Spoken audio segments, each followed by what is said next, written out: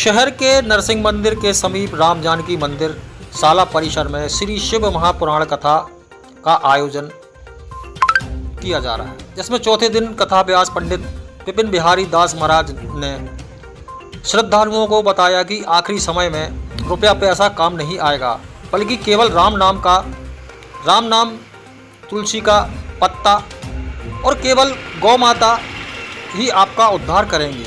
उन्होंने बताया कि जीवन में कितने भी धन संपत्ति कमा लो, आखिरी समय में यह साथ नहीं जाएगा, इसलिए आप अच्छे कर्म करिए जिससे आपकी मुक्ति हो सके। उन्होंने कहा कि आखिरी समय में केवल राम का नाम, तुलसी का पत्ता, गंगा और माँ नर्मदा का जल और यह गौ माता ही आपका उद्धार कर सकेंगी। ऐसा नहीं होगा कि कोई व्यक्ति मर रहा हो और उसे हम धन दौलत का स्पर्श करा दें तो उसकी मुक्ति हो जाएगी। नहीं, मुक्ति के लिए केवल आपको भगवान का नाम ही लेना पड़ेगा। राम नाम का आसरा ही जीवन का उद्धार कर सकता है। इसलिए जब तक जीवन रहे अच्छे सत्कर्म करिए, भगवान का नाम लीजिए। आयोजन में बड़ी संख्या में कुछ नहीं होगा। तुम तो लोटा में ले जाओ, सीधे टैंकर को पाइप लगा दो शंकर जी पे, फिर भी कुछ नहीं होने, जब तक इन्हें एक बात में जुड़ गए है कि एक लोटा जल हर समस्या को हल, पर जब मन में न हुए छल,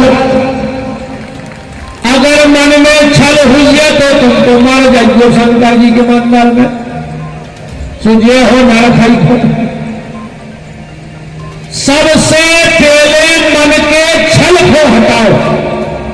अगर मन में छल है तो सब पूजा पाठ बेकार, सब पूजा पाठ बेकार। और अगर मन में छल नहीं है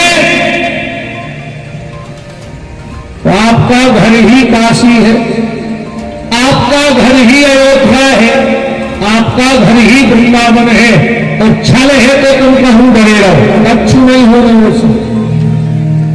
रघुपति राघव राजा राम, और जैसो मौका सो काम, जैसे कहा होते।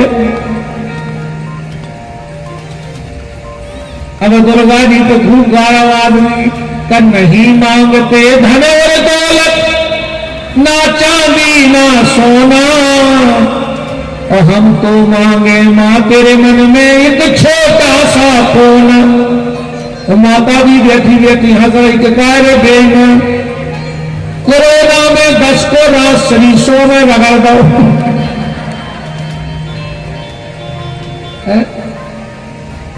बताओ,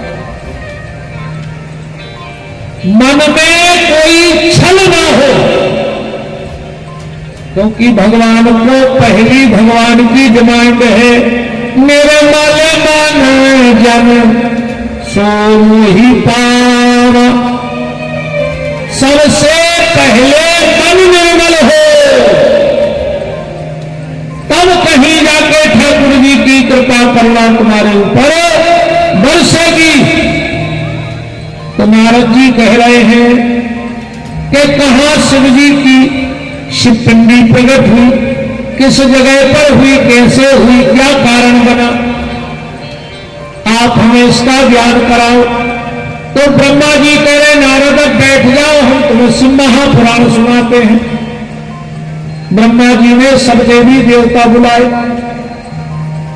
नारद जी मुख्य यजमान बन गए और देवी देवता बैठे हैं। और ब्रह्मा जी अब शिव महापुराण की चर्चा प्रारंभ कर रहे हैं।